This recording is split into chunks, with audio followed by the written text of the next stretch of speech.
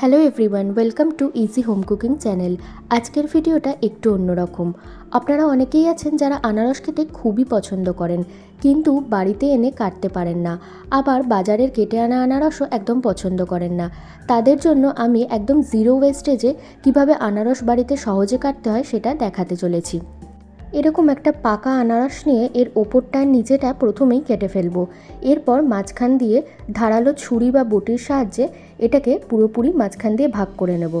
এরপরে যেইটুকুনি নিচের অংশ লেগে আছে ওটাকে হালকা করে কেটে নিয়ে আবার মাঝখান থেকে আরেকটা পিস করে নেব।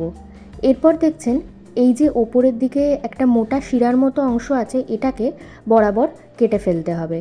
একটা কথা বলে রাখি, এরকম কমলা রঙের পাকা আনারস নিলে কিন্তু সেইটা সবসময় খুব মিষ্টি হয় খেতে, আর একদম পাকা বলে খেতেও খুব সুস্বাদু হয়, কচকচে হয় না।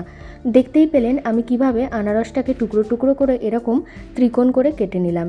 আনারসের এই চোখের মতো অংশগুলো যদি সাইডে পড়ে তাহলে এইভাবে সাইড করে আস্তে আস্তে ছোট্ট করে কেটে এটাকে ফেলে দিতে হবে। এইভাবে কাটলে কিন্তু অনেক কম পরিমাণ আনারস নষ্ট হয়, বলতে গেলে জিরো ওয়েস্টেজই হয়। এভাবে এটা পরিষ্কার করলাম। আরেকটা টুকরো আমি কেটে দেখাচ্ছি। এটা দেখুন চোখের মতো অংশটা মাঝখানে আছে, তাই জন্য এটাকে এরমভাবে খুঁচিয়ে মাঝখান দিয়ে ছোট্ট করে বের করে নিলে কিন্তু ইজিলি কাটা হয়ে যায়। এভাবে কাটলে পুরো আনারসটা যদি আপনাদের একদিনের দরকার নাও লাগে তাহলে বাকি পার্টটা ইজিলি খোলা শুদ্ধ সংরক্ষণ করে ফ্রিজে রেখে দিতে পারেন। আরেকটা ফালি আমি কেটে দেখাচ্ছি আরও ইজিভাবে, একটুখানি আপনারা খেয়াল করবেন।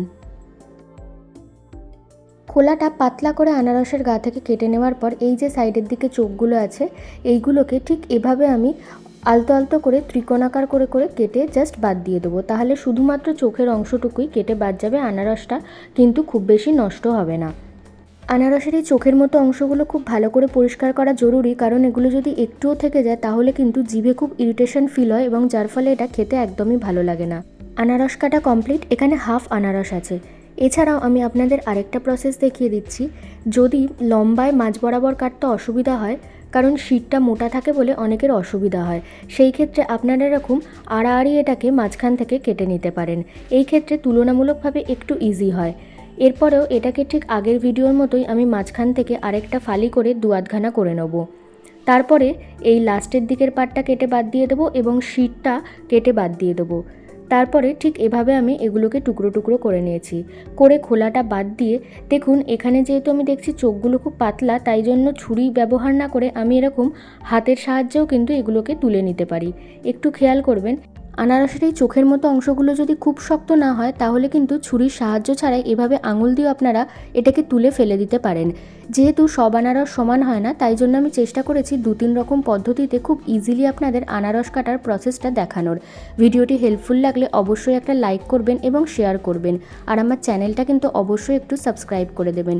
সবশেষে বলবো, এটাকে কিছুটা পরিমাণ নুন এবং চিনি দিয়ে ভালো করে ম্যারিনেট করে 1-1.5 ঘন্টা পর খেলে কিন্তু এটার স্বাদই আলাদা হবে। ধন্যবাদ।